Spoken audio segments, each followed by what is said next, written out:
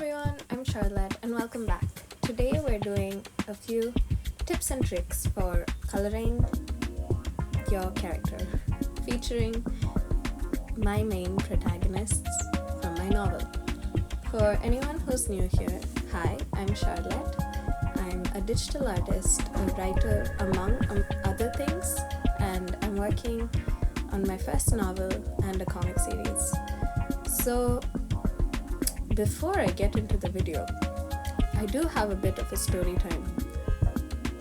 Just before I recorded this video, I had compiled a real-time process video of this piece when I was in the coloring stage. So I thought, it would be more suited to streaming, something of that sort. I don't know where I was going with that, but I basically thought we could compile a coloring process in a real-time sense, because if I did include the sketch, it would go way above 1 hour, and I didn't want that. But at the same time, I wanted something that was long. But what happened was that in my 25-minute footage, 15 minutes of it just glitched for some reason in the screen recording, and when I imported it to the editor would not play whatsoever, and I had no choice but to let go of that footage into the wild. But instead, we now have this footage right before you, which is basically a time-lapse slowdown. So I hope you enjoy this background piece that you see on screen. Honestly speaking, I think drawing my original characters take a bit more time because you're actively conceptualizing on what to draw and how to put that together within the larger framework of what you're building.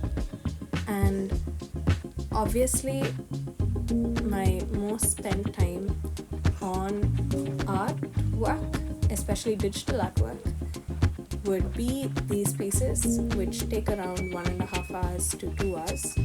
This one took 1 hour, 10 minutes, I think, somewhere around that. That's why usually I break it down into sessions so that I'm not thinking about how did that past hour go.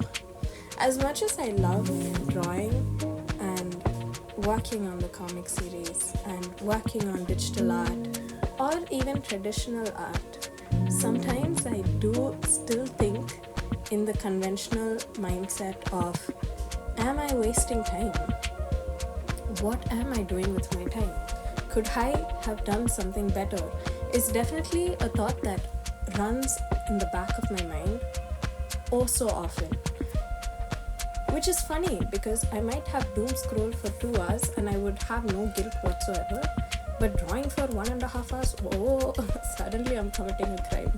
It's interesting because I have been an artist for a while now, and you'd think that mindset has shifted, but no, it is still a struggle. And I think only over time and practice and intentional thinking do you change such a deep-rooted thought that is in one's mind. It's also because of the social context that I grew up in, and where art is something that you do as a hobby. It's not something that you do as your main career path. And so, again, an overarching theme that goes through my life. But as I'm learning, creating is no less than any other field, and it is the quality of work that matters, no matter what field you're in, that puts you apart from the rest. And so we continue to strive to producing quality in whatever field that we are placed in, especially in a creative field, because the quality of our lives reflect the quality of our work. And we cannot go about in this mindset that it is less important and less significant, because if we do, then we would be withdrawing the amount of time and dedication that we would put in towards sharpening the skill. And that is another lesson that I've been learning. But coming back to the aspect of color in itself, right? Something that I saw in another YouTube video was that color is subjective. It is not something that you learn through practice. Obviously, practice is essential, but what this person was essentially trying to say is that how you perceive color can only be built by your growth in life. And while things like breaking down color theory and breaking down colors is vital to helping build that skill set of placing the right colors, right in quotations, this artist believes that how you perceive colors and how you build upon color combination is more so dependent on how you choose to view the world around you in the term and aspect of color. And I agree with that, because in a lot of ways, especially not just for color, but with art in itself, yes, there is practicing technique, there is learning from the other masters, there is understanding what makes a piece a great piece. But at the end of it, your art is a culmination of all of that, yes. The years of practice that you have, yes. But also your quality of life. And the same goes for color as well.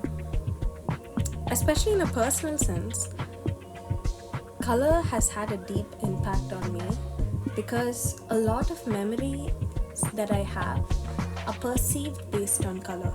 That's also why I think I am very picky about how I dress and the colors that I use for a particular season. Although I don't think about it consciously, subconsciously I am very aware, because you should look through my wardrobe in a season and it's just a particular set of colors, and in a different season it's another set of colors, and somehow the old colors just vanish and you're like, what? There are only a few pieces from the previous season which trickles down. Season here not referring to the physical seasons that we have, but rather to the seasons that one has on a subjective basis. And it's interesting to me that that happens. Likewise, even in my art, I've noticed the same. Let me break it down. I don't know if you would have noticed, but if you have been here long enough, you will know. Because when you look back at the first video to the most recent video, you will see the progression of color combinations changing. And right now, although not in this piece, I have been deteriorating was not the word. I have been using a lot of greens in my work, and it's interesting. And also, interestingly, a bit of reds and blues. Again, this is not only because of me wanting to use these colors, but subconsciously I pick up a lot of these colors, and so it pours down into my work. For instance, the observation of green around me through nature is what evidently pours out into my artwork as green. But red and blue have a bit of a different story, because while blue is somewhat of a constant in my mind as a color, red not so much. However, because of recent exposure to Japanese culture, Japanese elements in different forms via competitions, reading Japanese works, and so and so, I have been taking a bit of red and white from that culture and have been subconsciously putting it not just there but also in my clothing. Again, it trickles down to everything. So in essence, whatever you're observing becomes part of things that you think of, and it comes back in a refined form. And for me, it's art, digital and traditional work. I wish I could show you the other two pieces that I painted, which clearly also talk about this, but those are canvas pieces, and I still have not learned the art of filming canvas work or process videos with those. So while right now I do paint a lot, I'm afraid that we will not be seeing any of those process videos because I don't know how to record myself, and we will have to stick to digital art. However, if you do want to see more of my canvas art, you can follow me on Instagram, where I am trying to be a bit more regular on posting everything that I've done. I'm still way behind because I keep painting stuff but I don't post it, but I take pictures. I keep drawing stuff but I don't post it. You get the point. Anyways, this is the final result of this artwork, by the way, and I hope you enjoyed that. Again, we moved off on a completely different trajectory, but back to where we were with color. So yes, observation definitely trickles down and your exposure to things, and I think that's also why whatever you consume is so important, in the sense that you are aware of what you're consuming, because somewhere or the other it is impacting you. And I didn't realize that for quite a few years of my life, until a lot recently, where God had to remind me that, what you consume will in a way show up. And it's a reminder for me and a learning that I had to have. And I hope that it goes out to you as well in the right context. This piece that you see on screen is actually a recent favorite, in the sense of not just the light in itself, as you will soon see, but also in the way the story is told, because it's a moment of retrospection, this character for me, where there's an art deco pattern that I wanted to incorporate in the back, and somehow it encapsulates the story that I've been trying to tell with Charlotte Pourquoi in an odd sense. So personally, I love it.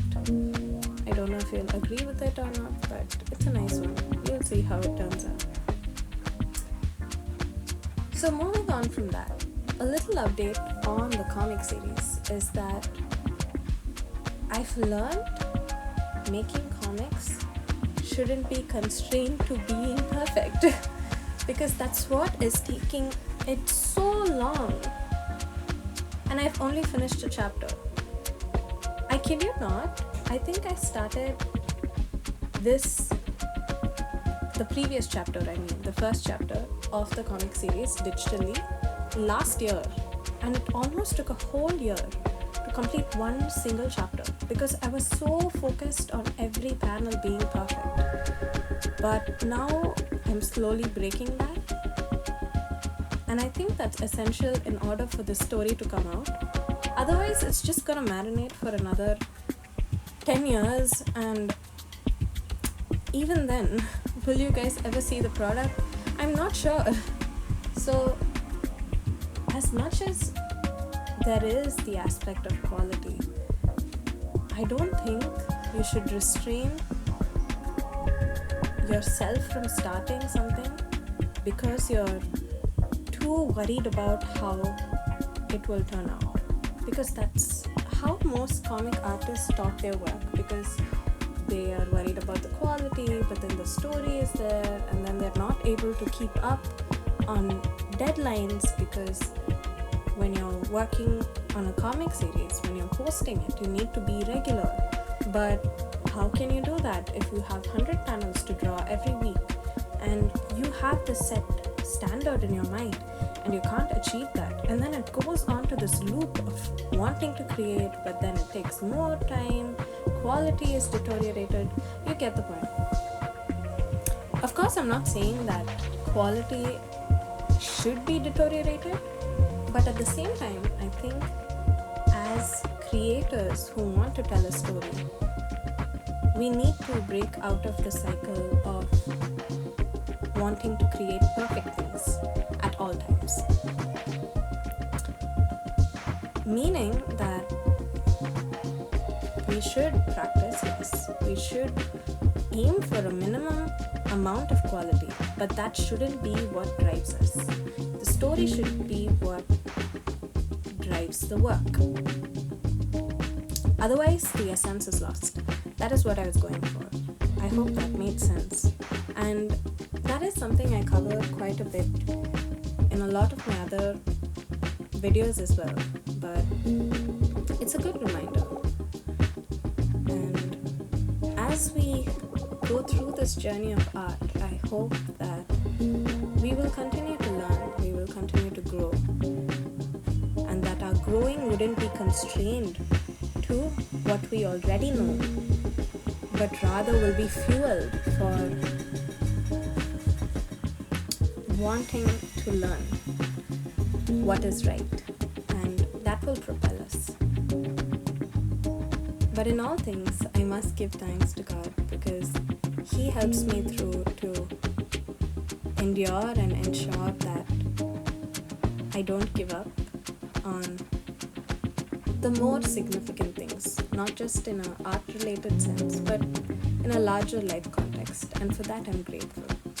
Anyways, thank you for joining along. This is the final result. I will see you guys soon. You can follow me on Instagram, and yeah, take care.